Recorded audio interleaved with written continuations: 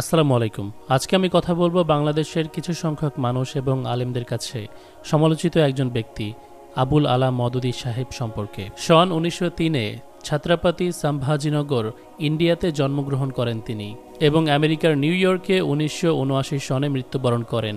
অনুসারী ছিলেন হানাফি ফিকহের, হানাফি জুরিসপ্রুডেন্স, পাশাপাশি ইবনে তাইমিয়া, ইবনে কাইয়ুম ইনাদেরকে অনুসরণ করেছেন। হাসান আল বান্নার মিশরের দি মুসলিম ব্রাদারহুড সংগঠনটির অনুকরণে পাকিস্তানের লাহোরে সন 1941-এ জামায়াতে ইসলাম পাকিস্তানি দলটি প্রতিষ্ঠা করেন তিনি। পূর্ব পাকিস্তান মানে বর্তমান বাংলাদেশে এটি 1979 সনে পলিটিক্যালি অ্যাক্টিভ হয়। বর্তমান সময়ে বাংলাদেশে যে জামাতে ইসলাম দলটি আমরা দেখতে পাই সেটা ওনার তৈরি করা জামাতে ইসলামের দলেরই অংশ। তবে এখন আমাদের দেশে যে দলটি রয়েছে সেটা কতটুকু সাইয়েদ মওদুদীকে অনুসরণ করে তা আমার জানা নেই। তবে রাষ্ট্রে ইসলাম প্রতিষ্ঠার ক্ষেত্রে মওদুদী সাহেবের নিয়ম তারা মেনে চলেছে, যেটিকে থিও ডেমোক্রেসি বলা হয়। থিও ডেমোক্রেসি কি সেটা ভিডিওতে আরো পরে গিয়ে এক্সপ্লেন করব। আপনি কি জানেন মির্জা গুলাম আহমেদ কাদিয়ানি কাজ্জাবের তৈরি করা কাল্ট যে দলটিকে নিষিদ্ধ করতে বাংলাদেশের সোহরাওয়ার্দী উদ্যানে কওমি আলেমরা একত্র হয়েছেন?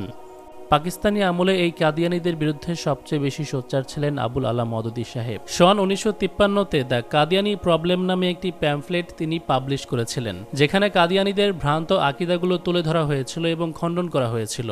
সন 1940-এর শেষের দিকে এবং 50-এর শুরুর দিকে কাদিয়ানিদের বিরুদ্ধে বেশ কিছু মুভমেন্ট, বেশ কিছু ক্যাম্পেইন তৈরি হয়। অ্যান্টি কাদিয়ানি এই মুভমেন্টে সেপারেটলি যুক্ত হয়েছিল বেরেলভি এবং দেওবন্দি হানাফি, এমনকি আহলে হাদিসের আলেমরাও। 1953-তে পাকিস্তানের লাহোরে আহমদিয়াদের সাথে বড়সড় দাঙ্গা হওয়ার কারণে পরিস্থিতি এমন পর্যায়ে চলে গিয়েছিল যে পাকিস্তানি গভর্নমেন্টকে মার্শাল ল ইম্পোজ করতে হয়েছিল।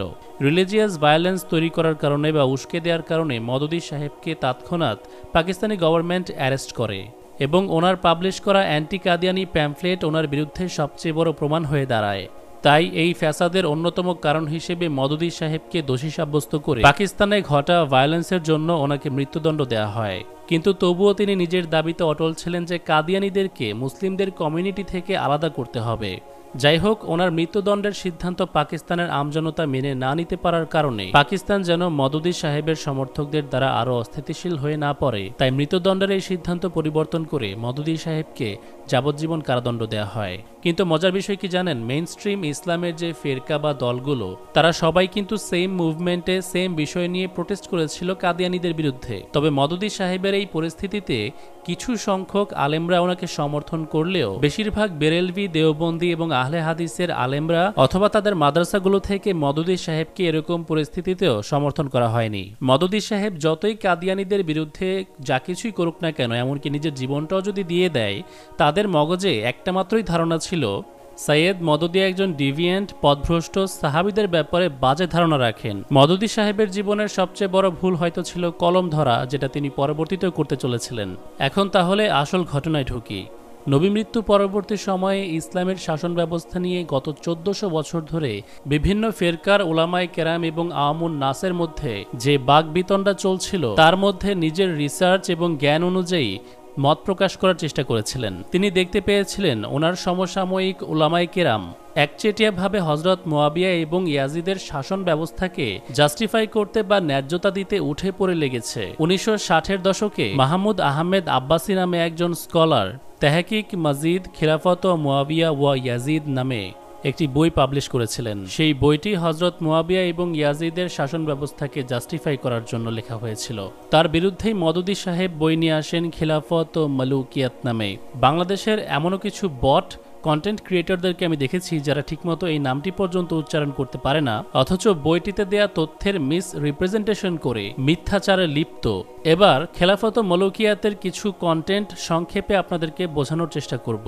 মওলানা মওদুদী আসলে এমন কি লিখেছিলেন যার কারণে ইন্ডিয়া, পাকিস্তান, বাংলাদেশে ওনাকে এত পরিমাণে ঘৃণা করা হয় এবং ওনার নামটাকে পর্যন্ত গালি হিসেবে ব্যবহার করা হয়। তিনি কি সত্যি সাহাবী বিদ্বেষ ছিলেন? তিনি কি সত্যি হযরত ওসমান রাদিয়াল্লাহু আনহুকে নিয়ে বাজে মন্তব্য করেছিলেন, নাকি নিজের পক্ষ থেকে এমন কোনো কথা বলেছেন যা কোরআন ও সুন্নাহ বিরোধী?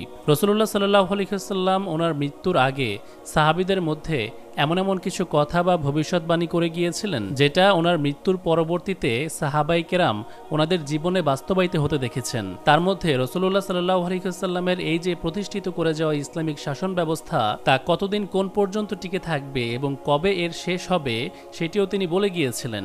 এমনকি আরও আশ্চর্যের বিষয় কারা কোন ভূমিকায় থাকবে সেটিও। ওনার পরিবার, কাছের মানুষ এবং নাতিদের সঙ্গে কি কি ঘটতে চলেছে সেটিও তিনি জানতেন। আল্লাহ তাআলা ওনাকে অবগত করেছিলেন। আল্লাহ তাআলা ওনার প্রেরিত নবীদের মধ্যে থেকে কিছু নবীদেরকে নিজেই শাসক হিসেবে মনোনীত করেছেন এবং প্রতিষ্ঠিত করেছেন, আবার কিছু নবীকে করেননি। যেমন হজরত মুসাকে তাদের গোত্রের লিডার বানিয়েছেন, দাউদ আলাইহিস সালামকে বানিয়েছেন কিং বা রাজা, একইভাবে সুলাইমান আলাইহিস সালামকে এবং সর্বশেষ মুহাম্মদ সাল্লাল্লাহু আলাইহি ওয়াসাল্লামকে।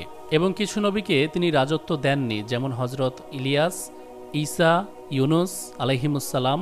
সহিহ মুসলিমের একটি হাদিস আনাস বিন মালিক বর্ণনা করেন, উম্মে আইমান রাদিয়াল্লাহু আনহা, যিনি নবী সাল্লাল্লাহু আলাইহি ওয়াসাল্লামকে দেখাশোনা করেছেন, লালন পালন করেছেন, নবী সাল্লাল্লাহু আলাইহি ওয়াসাল্লাম মারা যাবার পর হযরত আবু বকর এবং ওমর ওনার সঙ্গে সাক্ষাৎ করতে যান। ওনারা দেখতে পেলেন উম্মে আইমান চোখের পানি মুছছেন। তখন ওনারা বললেন যে আপনি কি জানেন না নবী আলাইহিস সালাম আরো ভালো জায়গাতে আছেন? উম্মে আইমান বললেন, হ্যাঁ আমি এটা জানি এবং আমি এর জন্য কান্না করছি না। আমি কান্না করছি এই কারণে, কারণ জিবরিলের মাধ্যমে আল্লাহ তাআলার সাথে যে আমাদের একটা কমিউনিকেশন ছিল, আসমানের সাথে পৃথিবীর যে যোগাযোগ ছিল সেটি এখন বন্ধ হয়ে গেছে। এই কথা শুনে হযরত আবু বকর এবং ওমর রাদিয়াল্লাহু তাআলা আনহুম ওনারাও কান্না করতে লাগলেন। এখান থেকে আমাদের এটাও উপলব্ধি করতে হবে এখন থেকে আল্লাহ তাআলা আর কাউকে শাসক হিসেবে মনোনীত করবেন না। অতএব আমাদের কাছে যেটা এখন রয়ে গেছে তা হচ্ছে পবিত্র আল কোরআন। কোরআনের নির্দেশনা অনুযায়ী আমাদেরকে শাসক বাছাই করতে হবে। সূরা আশ-শূরার ৩৮ নম্বর আয়াতে যেমনটি আল্লাহ তাআলা বলেছেন, মিউচুয়াল কনসালটেশন, পারস্পরিক আলোচনা, যার মাধ্যমে নবী আলাইহিস সালামের পরে আনসার এবং মুহাজিরিন মিলে আবু বকর রাদিয়াল্লাহু আনহুকে শাসক হিসেবে বাছাই করেন। নবী সাল্লাল্লাহু আলাইহি ওয়াসাল্লাম ওনার মৃত্যুর সময় যেমন কাউকে বাছাই করে দিয়ে যাননি যে ওনার মৃত্যু পরবর্তী খলিফা কে হবে, আবু বকর রাদিয়াল্লাহু আনহু ঠিক একই কাজ করেছিলেন, যেটাকে পরবর্তী সময় কিছু লোক ভুল বুঝেছে। শিয়াদের দাবি অনুযায়ী নবী সাল্লাল্লাহু আলাইহি ওয়াসাল্লাম যদি ওনার চাচাতো ভাইকে মনোনীত করতেন তবে সেটা খেলাফতের চাইতে বেশি স্বজনপ্রীতি বা মুলুকিয়াত মনে হতো। নবী আলাইহিস সালাম একবার এই কাজ করলে এটিকে সঠিক পন্থা হিসেবে মেনে নিয়ে ওনার উম্মত এর সিলসিলা চলমান রাখত। নিঃসন্দেহে হযরত আলী এমনকি প্রথম খলিফা হওয়ারও যোগ্য ছিলেন, কিন্তু নবী সাল্লাল্লাহু আলাইহি ওয়াসাল্লাম ব্যাপারটি সমাজের জ্ঞানী লোকেদের উপর ছেড়ে দিয়েছিলেন। হযরত আবু বকর যখন ওনার জীবনের শেষ সময়ে শয্যাশায়ী অবস্থায় ছিলেন তখন তিনি আনসার এবং মুহাজিরিনদের মধ্যে সবচেয়ে যারা জ্ঞানী ছিলেন এবং অন্যান্য সাহাবীগণদের একত্র করেন। কিছু হিস্টোরিক্যাল বুক যেমন তারিখে তাবারি, তাফসিরে ইবনে কাসির এবং একটি সহিহ হাদিসের ইন্ডিকেশন অনুযায়ী হযরত আবু বকর চেয়েছিলেন বা মত প্রকাশ করেছিলেন ওনার পরে হযরত ওমর খলিফা হোক। এখানে বোঝার বিষয় হলো তিনিও জ্ঞানীদের মধ্যে একজন ছিলেন এবং খলিফা হওয়া সত্ত্বেও মত প্রকাশের অধিকার ওনার ছিল এবং সম্পূর্ণ বিষয়টি কনসালটেশন বা শুরার মাধ্যমেই হয়। বাকি সাহাবীগণও মনে করেছিলেন হযরত ওমর এর জন্য উপযুক্ত, কিন্তু যদি তিনারা এমনটা মনে না করে ওসমান, আলী বা আব্দুর রহমান বিন অফ, সাদ বিন আবি ওয়াকাস এনাদেরকে বেশি উপযুক্ত মনে করতেন তবে তাই বলতেন, তখন হযরত আবু বকর রাদিয়াল্লাহু আনহুর মতামত গ্রহণযোগ্য হতো না। সেটা কিভাবে হযরত ওমর কিভাবে ক্লিয়ার করেছেন আমি পর্যায়ক্রমে বলছি। এখন আমাদের বক্তব্য হলো খিলাফত এবং মুলুকিয়াত দুইটা ভিন্ন জিনিস। মুলুকিয়াতকে খেলাফত বলে কোনোভাবে চালানো সম্ভব না, যেটা গত ১৪০০ বছর ধরে একটি গোষ্ঠী চেষ্টা করে আসছে। হযরত ওমর রাদিয়াল্লাহু আনহুর শাসন আমলে তিনি কিন্তু পৃথিবীর ইতিহাসে অনন্যতম একটি সাম্রাজ্য তৈরি করেছিলেন এবং লিড করেছিলেন। আল্লাহ তাআলা ওনাকে এত উঁচু পর্যায়ে নিয়ে গিয়েছিলেন, তিনি একটা সময় ভয় পেতে শুরু করেছিলেন বা ওনার মনে সংকোচ বোধ হওয়া শুরু করেছিল যে উনি কি আসলে একজন খলিফা নাকি রোমান পার্সিয়ানদের মতোই একজন সাম্রাজ্যের রাজা। ইবনে সাদের তাবাকাত আল কুবরায় দেখতে পাই হযরত ওমর সালমান আল ফারসি রাদিয়াল্লাহু আনহুকে জিজ্ঞেস করছেন, আমি কি একজন খলিফা নাকি রাজতন্ত্রের রাজা? হযরত সালমান বললেন, যদি আপনি মুসলমানদের জমি থেকে ১ দিরহাম অর্থ বেশি সংগ্রহ করেন এবং তা যথাযথ বিতরণ ব্যতীত অন্য কাজে ব্যবহার করেন সেক্ষেত্রে আপনি একজন বাদশাহ, খলিফা নন। ইসলামিক রাষ্ট্রের কোষাগার বা বাইতুল মাল থেকে একজন খলিফা চাইলেই যেখানে ইচ্ছা অর্থ খরচ করতে পারেন না। বাইতুল মালের এই খরচের ব্যাপারটা একজন বাদশাহ এবং খলিফাকে আলাদা করে, এটা হজরত সালমান আল ফার্সির কথা থেকে বোঝা যাচ্ছে এবং এই পয়েন্ট মনে রাখবেন। ফিতনা মূলত শুরু হয়েছিল হজরত ওমর রাদিয়াল্লাহু আনহুর শাহাদাতের পরপর এবং এ বিষয়ে নবী আলাইহিস সালামের ভবিষ্যৎবাণী পর্যন্ত ছিল, যেটা হুযায়ফা রাদিয়াল্লাহু আনহু বর্ণনা করতেন এবং স্বয়ং ওমর রাদিয়াল্লাহু আনহু জানতেন। একদিন হজরত ওমর রাদিয়াল্লাহু আনহু জিজ্ঞেস করলে যে তোমরা নবী আলাইহিস সালামের কাছ থেকে ফিতনা সম্পর্কে কি শুনেছ? হজরত হুযায়ফা বললেন, আত্মীয়তার সম্পর্ক, সন্তান সন্ততি, ধন সম্পদ, সৎ কাজের আদেশ, অসৎ কাজের নিষেধ, এসব ব্যাপারে যে ফিতনায় পতিত হয় সে বিষয়ে হুযায়ফা বলছিলেন। তখন হজরত ওমর বললেন, এগুলো নয়, সেটা যেটা সাগর লহরীর মতো ঢেউ খেলবে। হুযায়ফা বললেন, হে আমিরুল মুমিনিন, সেই ফিতনায় আপনার কোনো অসুবিধা হবে না, কারণ সেই ফিতনা ও আপনার মাঝে একটি বন্ধ দরজা আছে। হযরত ওমর জিজ্ঞেস করলেন, দরজাটি খুলে দেওয়া হবে না ভেঙে ফেলা হবে? তখন হুযায়ফা বললেন, দরজাটি ভেঙে ফেলা হবে। হযরত ওমর বললেন, তাহলে তো সেটা আর কখনোই বন্ধ করা যাবে না। হুযায়ফা উত্তরে বললেন, হ্যাঁ, এবং ঠিক এভাবেই the door will be broken এই শব্দ ব্যবহার করে রাসূলুল্লাহ সাল্লাল্লাহু আলাইহি ওয়াসাল্লাম ভবিষ্যৎবাণী করেছিলেন। হযরত শাকিক হুযায়ফা রাদিয়াল্লাহু আনহুকে জিজ্ঞেস করলেন, এই দরজা সম্পর্কে কি ওমর রাদিয়াল্লাহু আনহু জানেন? তিনি বলেছিলেন হ্যাঁ। শাকিক জিজ্ঞেস করতে চাইলেন সেই দরজাটি আসলে কি? তখন হযরত মাসরুক হুযায়ফা রাদিয়াল্লাহু আনহুকে জিজ্ঞেস করলে তিনি বলেন, সেই দরজাটি হচ্ছেন ওমর রাদিয়াল্লাহু আনহু নিজেই। এই কথার বা এই ভবিষ্যৎবাণীর উদ্দেশ্য ছিল ওমর রাদিয়াল্লাহু আনহুর শুহাদা, যার কারণে দরজা ভেঙে ফেলার কথা বলা হয়েছে। যদি হযরত ওমর রাদিয়াল্লাহু আনহুকে অ্যাসাসিনেট না করা হতো, গুপ্ত হত্যা না করা হতো, তাহলে ভেঙে ফেলার শব্দটি আসতো না, আসতো খুলে দেয়া। অতএব উনি সেই দরজা যাকে শহীদ করার পর সাগরের ঢেউয়ের ন্যায় উত্তাল ফিতনা শুরু হবে। অতএব নবী আলাইহিস সালাম ভবিষ্যৎবাণী করে গেছেন হযরত ওমর রাদিয়াল্লাহু আনহুর পর এই ফিতনা শুরু হবে। অথচ আমাদেরকে বোঝানো হয় সকল ফিতনা ইয়াজিদের আমলেই সংগঠিত হয়েছিল। তার আগে মুসলমানদের মধ্যে যা কিছু ঘটেছে, যতগুলো যুদ্ধ সংগঠিত হয়েছে, তা কেবলই মুসলমান ভাই ভাইদের মধ্যেকার দ্বন্দ্ব, একই গাছের দুই ডালে কেবল বাড়ি খাওয়া, ইটিসি ইটিসি আরো কত কিছু বোঝানো হয়। আবু লুলুর আঘাতের ফলে এবার হযরত ওমর শয্যাশায়ী অবস্থায়। ওনাকে জিজ্ঞেস করা হলে যে আপনি কি আপনার পরবর্তী খলিফাকে মনোনীত করবেন? তিনি বলেন, আমি যদি খলিফা মনোনীত করি তাহলে আমার চেয়ে তিনি শ্রেষ্ঠ ছিলেন যিনি খলিফা মনোনীত করে গিয়েছিলেন। এখানেই আবু বকর রাদিয়াল্লাহু আনহুকে ইন্ডিকেট করা হয়েছে। আমি যদি খলিফা মনোনীত না করি তাহলে আমার চেয়ে তিনি শ্রেষ্ঠ ছিলেন যিনি মনোনীত করে যাননি, অর্থাৎ রাসূলুল্লাহ সাল্লাল্লাহু আলাইহি ওয়াসাল্লাম। এরপর তিনি বললেন, এ ব্যাপারে কেউ আকাঙ্ক্ষী আবার কেউ ভীত। আমি আশা করি আমি এসব রেসপন্সিবিলিটি থেকে যেন মুক্তি পেতাম, কারণ এতে আমার পুরস্কারও নেই, ক্ষতিও নেই।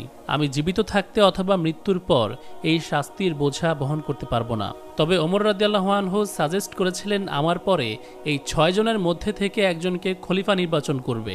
এনারা খলিফা হওয়ার জন্য যোগ্য: আলী বিন আবি তালেব, ওসমান বিন আফফান, আব্দুর রহমান বিন আউফ, সাদ বিন আবি ওয়াকাস, জুবাইর বিন আল আওয়াম এবং তালহা ইবনে উবাইদুল্লাহ। হযরত ওমর এই 6 জন ব্যক্তিকে নিয়ে একটি শুরা কাউন্সিল তৈরি করেন। হযরত আব্দুর রহমান বিন আউফ নিজেকে খলিফার উপযুক্ত মনে করেননি, তাই তিনি দায়িত্ব নিয়েছিলেন সবার সাথে পরামর্শ করার। আনসার, মুহাজিরিন, মদিনাবাসীর সবার সাথে আলোচনা শেষে হযরত ওসমান রাদিয়াল্লাহু আনহুকে খলিফা হিসেবে বাছাই করা হলো। আবুল আলা মওদুদী সাহেব হযরত ওসমান রাদিয়াল্লাহু আনহুর দ্বারা মিস হ্যান্ডেল হয়ে যাওয়া কিছু বিষয়ের তথ্য এনেছিলেন, যার মধ্যে অন্যতম হলো আত্মীয় স্বজনদেরকে বেশি বেশি সুবিধা দেওয়ার ব্যাপারটি। হযরত ওসমান রাদিয়াল্লাহু আনহু বানু উমাইয়ার ক্ল্যান থেকে ছিলেন, তাই বলা হয় তিনি নিজের কাছের মানুষ বা আত্মীয় স্বজনদেরকে ফেভার করেছিলেন। নিজের গোত্র থেকে হযরত মুয়াবিয়া রাদিয়াল্লাহু আনহুকে জেরুজালেম, দামেস্ক, ফিলিস্তিন এই এরিয়াগুলো নিয়ন্ত্রণ করার জন্য ক্ষমতা দিয়েছিলেন।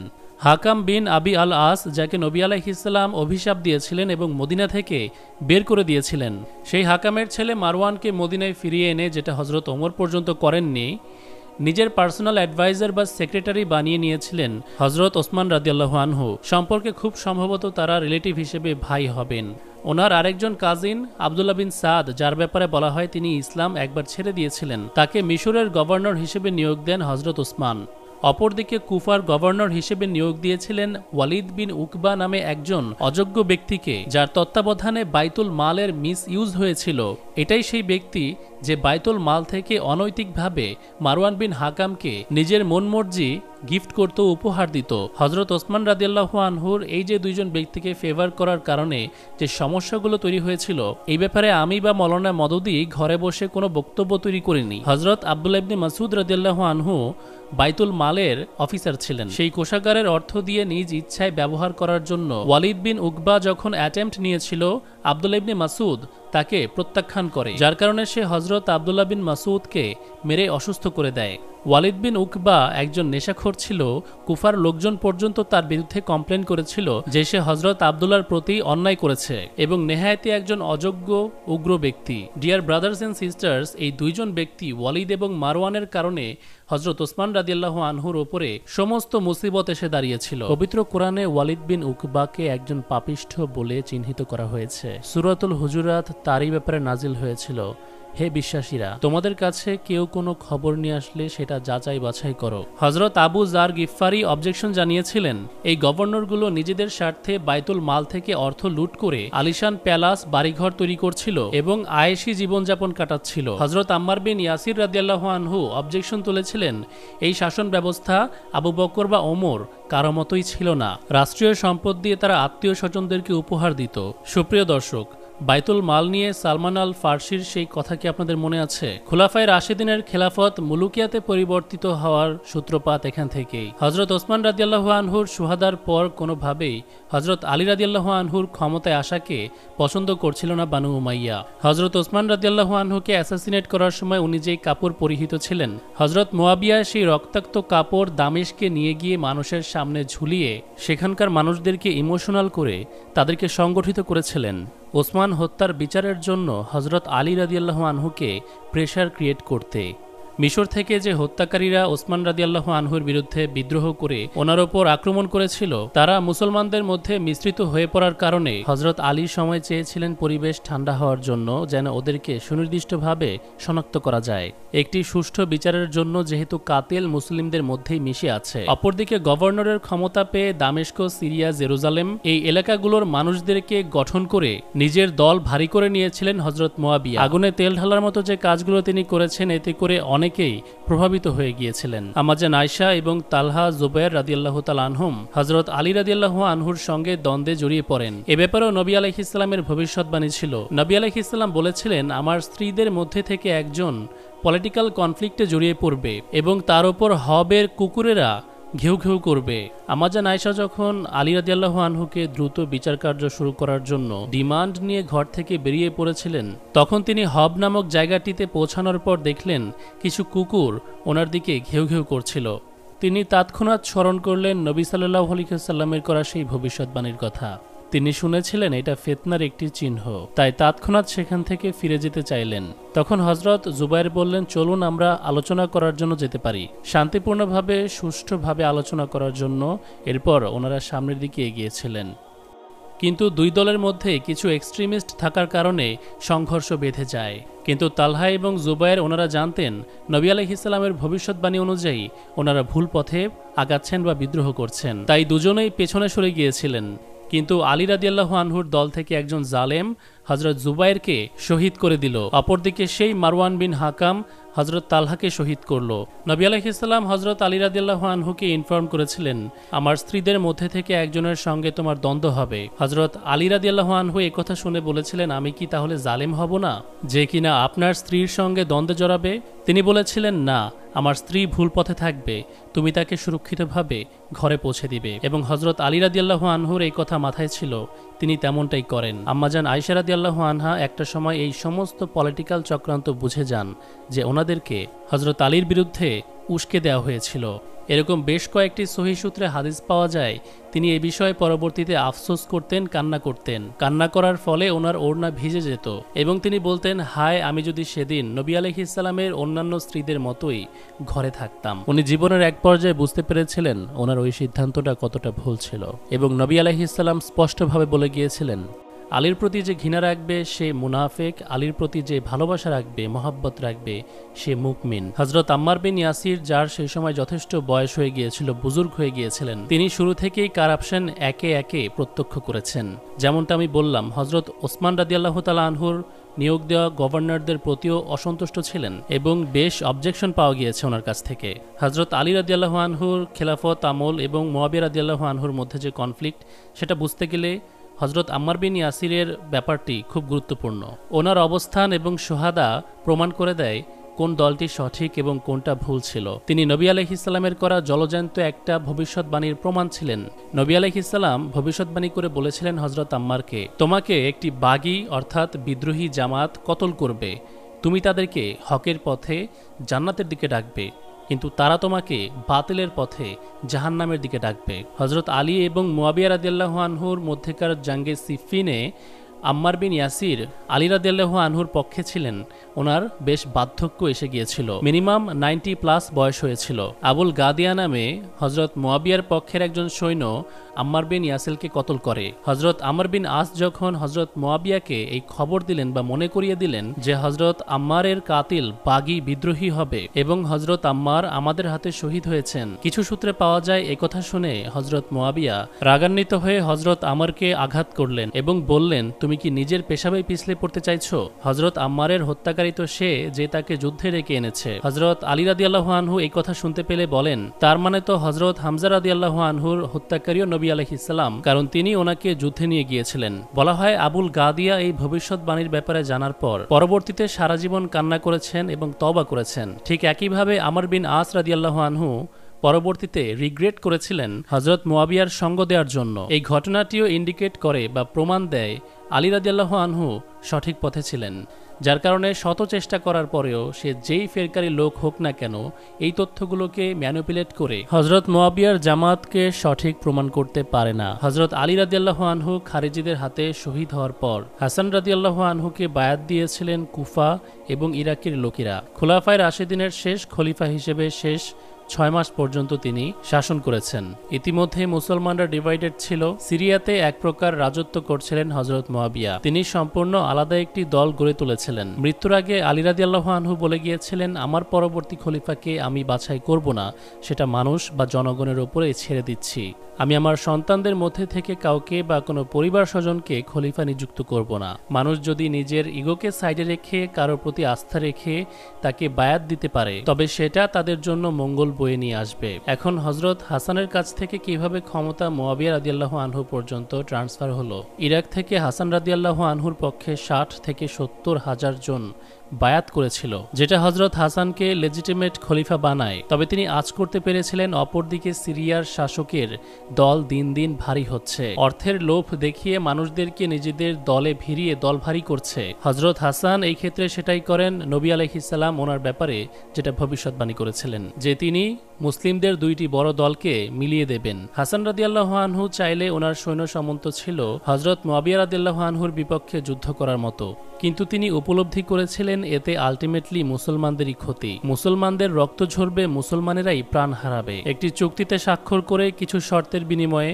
তিনি ক্ষমতা হস্তান্তর করলেন। হাসান রাদিয়াল্লাহু আনহু শর্ত দিয়েছিলেন মুয়াবিয়া রাদিয়াল্লাহু আনহুকে তিনি যেন কোরআন ও সুন্নাহ মোতাবেক রাজ্য পরিচালনা করেন। হযরত আবু যার গিফফারির একাধিক অভিযোগ ছিল তিনি রোম ও পার্সিয়ার সম্রাটদের মতো সম্পদ জমা করছিলেন। আবু যার গিফফারি সূরা তওবার 34 নম্বর আয়াত কোট করতেন, যেখানে আল্লাহ তাআলা বলেছেন, হে ঈমানদারগণ, কিছু পাদ্রী এবং ধর্মযাজক মানুষের সম্পদ অন্যায়ভাবে আত্মসাৎ করে এবং দিনের জন্য ব্যয় করে না, মানুষকে আল্লাহর দিনে প্রবেশে বাধা দেয়। যারা স্বর্ণ রূপা জমা করে বা পুঁজি করে তাদের উপর বাধ্যতামূলক জাকাতটুকু তারা আদায় করে না। আপনি তাদের কিয়ামত দিবসের বেদনাদায়ক শাস্তির দুঃসংবাদ দিন। হযরত ওসমানের সময় থেকেই বানু উমাইয়াকে এ বিষয়ে সতর্ক করছিলেন আবু যার গিফফারি। এর কারণে ওনাকে মদিনা থেকে বের করে দেওয়া হয়েছিল। দ্বিতীয় শর্ত ছিল ইরাকের আম জনতা এবং হযরত আলী রাদিয়াল্লাহু আনহুর অনুসারীদেরকে কোনো রকম ক্ষতি সাধন করা যাবে না। মুসলমানের থেকে মুসলমানের জান মালের হেফাজতের চুক্তি চিন্তা করুন। সহিহ মুসলিম এবং বুখারী উভয় কেতাবে হাদিস রয়েছে,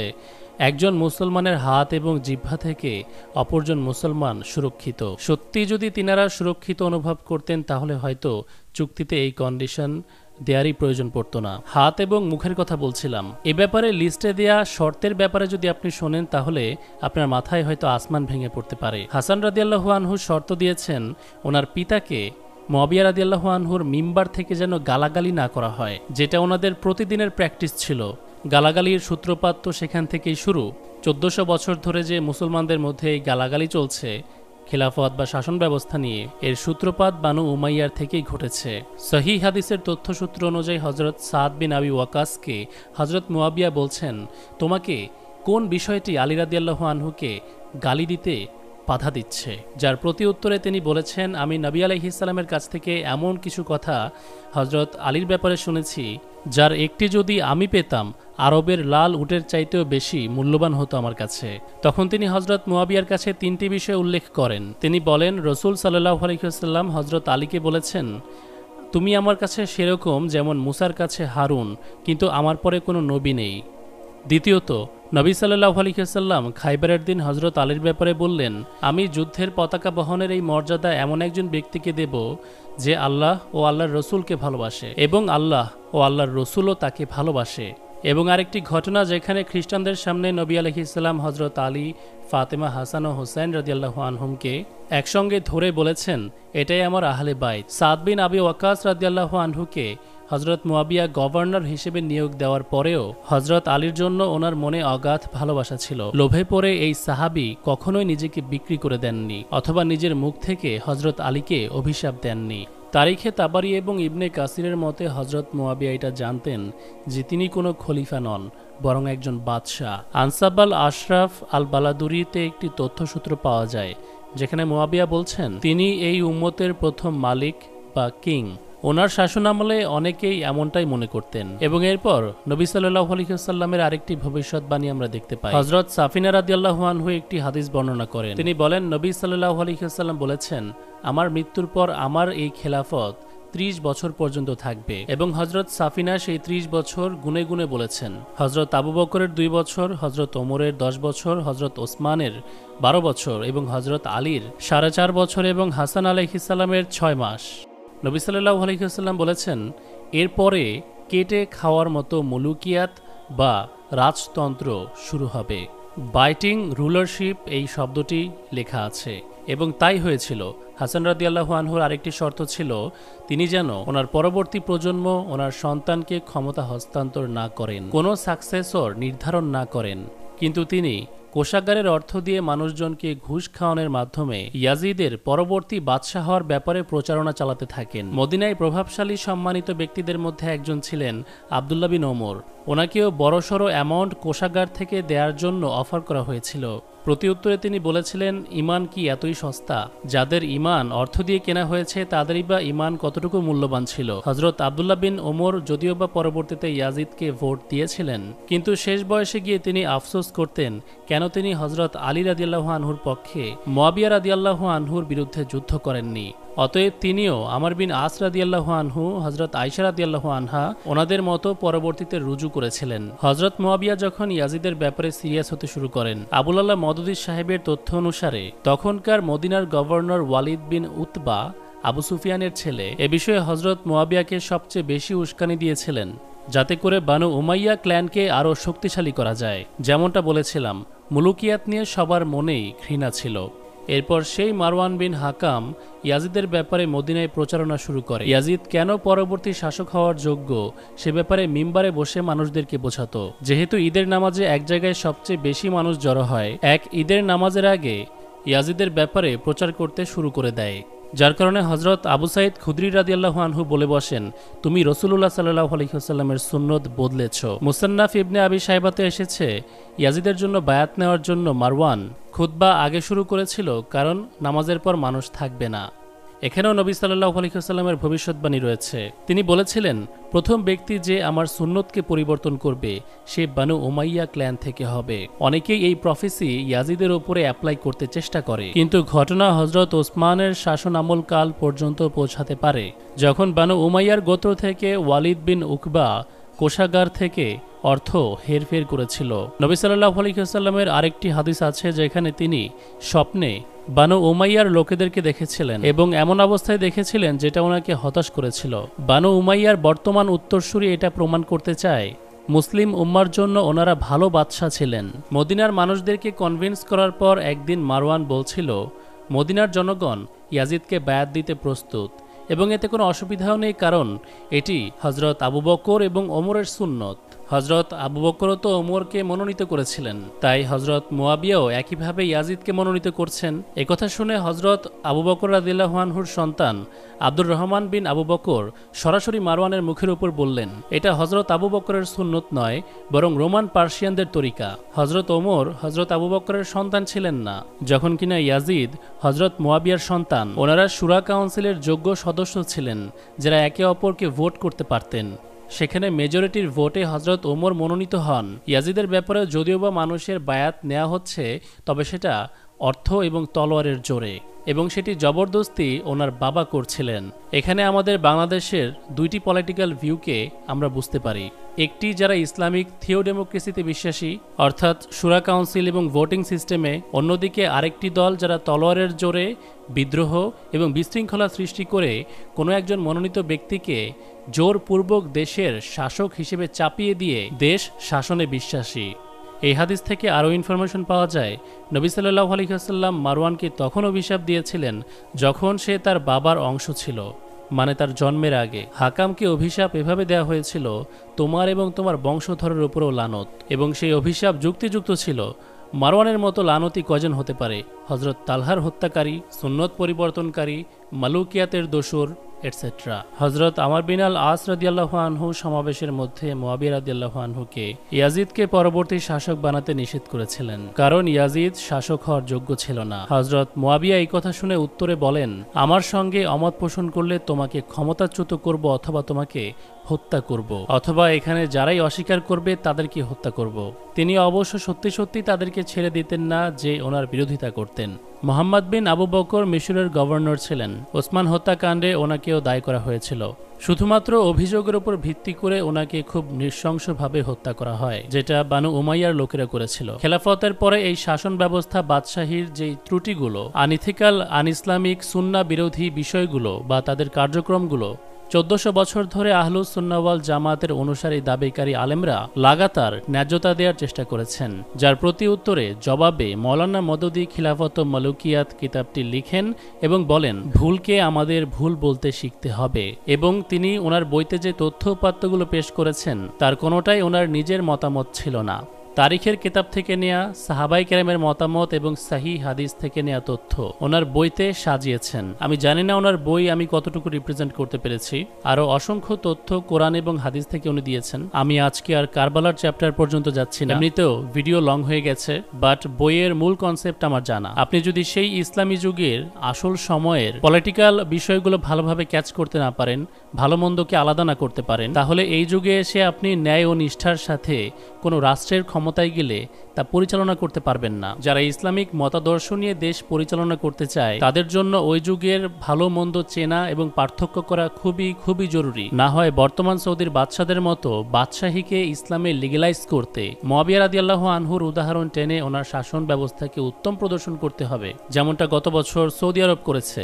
হজরত মুয়াবিয়া রাদিয়াল্লাহু আনহুর চ্যাপ্টার নিয়ে মিলিয়ন মিলিয়ন ডলার খরচ করে সেটা নিয়ে সিরিজ তৈরি করেছে। যারা মদুদি সাহেবের এই মতামত পেশ করার কারণে ওনাকে গালাগালি করে তাদের বেশিরভাগই ওনার বই ভালোভাবে সম্পূর্ণ পড়েন না, কারণ ওনার মতো সফটভাবে কেউই এই বিষয়ে আলোচনা করেননি। হযরত ওসমান আলাইহিস সালামের শাসন খোলাফায়ে রাশিদিনের অংশ ছিল, কারণ নবী আলাইহিস সালাম ভবিষ্যৎবাণী করেছিলেন, কিন্তু ওনার মাধ্যমে যারা ক্ষমতা পেয়েছিল তারাই কারাপশন তৈরি করেছে এবং ক্ষমতা বিলাসিতা ধরে রাখতে পরবর্তী খলিফা হযরত আলীর বিরুদ্ধে এরকম হিংসাত্মক কর্মকাণ্ডে লিপ্ত হয়েছে। খেলাফত ও মালুকিয়াত মুক্তি পাওয়ার পরপর যখন ট্রেডিশনাল মুসলিম আলেমদের মধ্যে ঝড় উঠে গিয়েছিল, এই বইটিকে কোনো না কোনোভাবে খণ্ডন করতেই হবে, হযরত মুয়াবিয়ার শাসন ব্যবস্থাকে সঠিক প্রমাণ করতেই হবে, এমন মন মানসিকতা হয়ে গিয়েছিল। তাই হানাফি আলেমরা তখনকার তাদের টপ দেওবন্দি হানাফি স্কলার আমির ওসমানী সাহেবের শরণাপন্ন হয়েছিলেন। আমির ওসমানী সাহেব বইটি নিয়ে টানা 1 অথবা 2 মাস দিন রাত এক করে গবেষণা করতে লাগেন, কিন্তু অবশেষে সত্যের বিরুদ্ধে জবরদস্তি